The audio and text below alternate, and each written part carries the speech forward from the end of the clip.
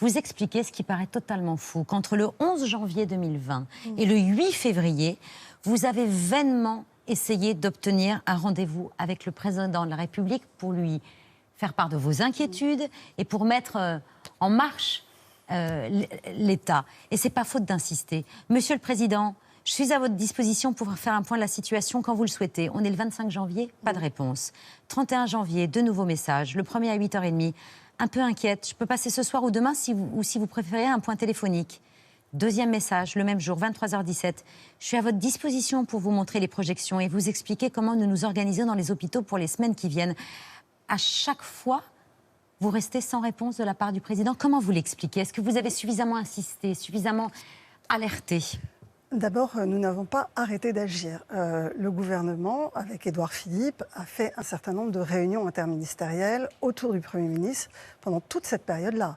Je le dis dans l'interview, et je suis d'ailleurs surprise que l'interview ait été prise comme une attaque du président de la République et du Premier ministre. Nous n'avons pas arrêté de nous réunir et nous avons agi. Nous avons fait des commandes, j'ai lancé le plan Orsan dans les hôpitaux avant mon départ, le 14.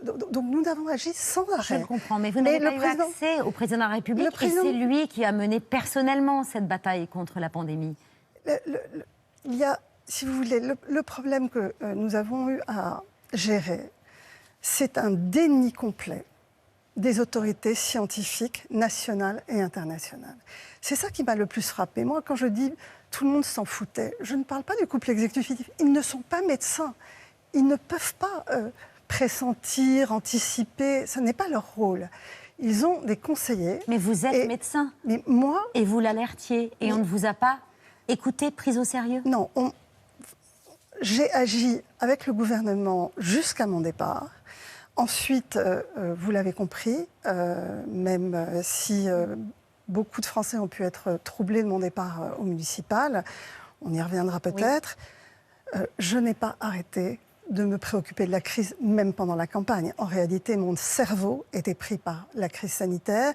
J'ai continué à envoyer effectivement des conseils qui apparaissent, mais là, le président et le Premier ministre avaient des conseillers. Je n'étais plus aux affaires, il y a eu un conseil scientifique, il y a eu des avis, et visiblement, ces avis étaient discordants et n'étaient pas en phase avec les miens.